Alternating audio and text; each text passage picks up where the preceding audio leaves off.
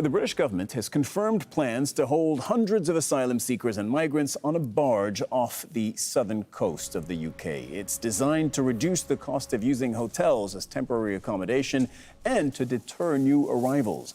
The vessel will accommodate about 500 men. Human rights groups say it is, quote, cruel and inadequate. The government says living conditions will be, quote, basic and functional.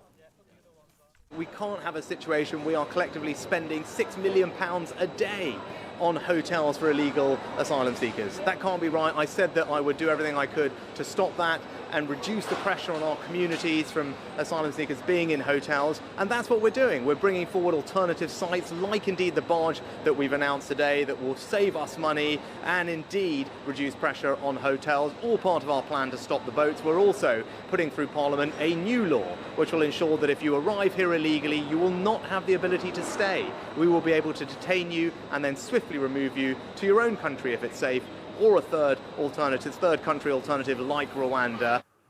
All right, Paul Brennan joins us live from London. Paul, this has been pretty controversial already. How's the government defending this? Well, as you heard Rishi Sunak, the Prime Minister, say, essentially the bottom line is they want to try and save money. But this is the latest in a long line of proposals, none of which, many of which don't actually progress through to fruition. We heard about plans to house migrants on disused RAF bases, Air Force bases. Other plans were to use out-of-season holiday camps. They were scrapped. You heard him mention the plan to take people to Rwanda and resettle people there. I can say not one person has gone yet because of various legal challenges. And as far as this barge idea goes, it's not even here yet. It's actually in Italy at the moment. And when you ask the government when it might arrive here, many months or some months is the response. So you can see it's I wouldn't call it pie in the sky, but it's certainly not a fully fledged plan because there are so many unknowns about the cost, whether there'll be a legal challenge from the local people, exactly how many people will actually be able to put on this boat. It's riven with difficulties, shall we say. Paul Brennan in London, thank you very much. We're going to talk about these difficulties with Steve Valdez-Simons. He is the Refugee and Migrant Rights Program Director at Amnesty International UK, one of the groups that has spoken out about this, against this. You're joining us from London, Steve. Have you ever heard of anything quite like this before? Sad to say I have. A very long time ago, something broadly similar was done by the British government, and indeed other European governments have done things like this, although not quite in the same context. And what's very important to understand, and what makes this appalling decision even more atrocious, is that the reason the UK is currently experiencing an enormous backlog in its asylum system is for one single reason. The government has decided to stop processing people's claims. And what it has meant is that as people enter the asylum system, the backlog has to get bigger because nobody is leaving it. They've wrecked this system. And indeed, the legislation that the Prime Minister refers to is purposefully intended to make this worse. Oh, wait, OK, hold on. Educate us about that. How do you just stop processing claims, and how does that help the government? Well, it doesn't help anyone. It's produced these enormous backlogs. But how do you stop processing claims? You just pass originally rules and now laws to say that you won't decide the cases that people have made. And so you leave people in this limbo. They've made their claims quite properly to you. They've come forward. They've asked for you to decide whether they are refugees and permitted to stay, or whether they don't have good claims and whether you could take steps to remove them. And you, the government, have just simply said, oh, no, I'm not going to bother looking at that. We'll just leave you in limbo. And of course, now there are more and more people stuck in that limbo, and the cost of that gets ever bigger.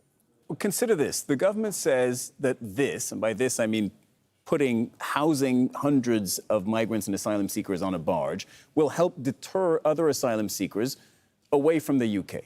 Your thoughts? I think it's utterly for the birds. people don't make journeys to the UK except for basically two reasons if they're seeking asylum. One is that they have very strong connections here, like family. So this is the place they're quite reasonably desperate to try and reach to have asylum, because that's where they'll be safe with their loved ones. Alternatively, they come to the UK because they have experienced violence and exclusion elsewhere, and this is the last place that they may seek safety. They don't come in particularly large number. The UK doesn't see very many people seeking asylum compared to most other European countries, let alone countries elsewhere in the world. And it could perfectly well deal with its system as it used to if it would only decide the claims people make. Steve, the UK government has been very creative. That's the wrong word. Let me rephrase. The UK government seems to be going out of its way to make headlines with its immigration policy, headline after headline, whether it's sending people to be processed in Rwanda, which still hasn't started, turning back people crossing the channel, boats. At some point, you have to wonder how much of this is political theater for the domestic audience. Your thoughts on that? I don't think you have to wonder very long at all. It's obviously precisely that. There is good politics to be made, ministers have concluded, from stirring up suspicion, division, even hatred of people seeking asylum. That is why our Home Secretary stoops to the level of calling a relatively small number of people arriving on our southern coast an invasion. It is a disgraceful way of doing politics, utterly racist and contemptible, and unfortunately, all of these measures are simply more of the same because the government believes there is votes in this. Doesn't matter what harm it does to people, doesn't matter what cost it does to the taxpayer, doesn't matter what wreckage it is doing to our asylum system and any effective means of managing immigration. But this is what is happening. All right, Steve Simons at Amnesty International UK, thank you very much for joining us today. Thank you.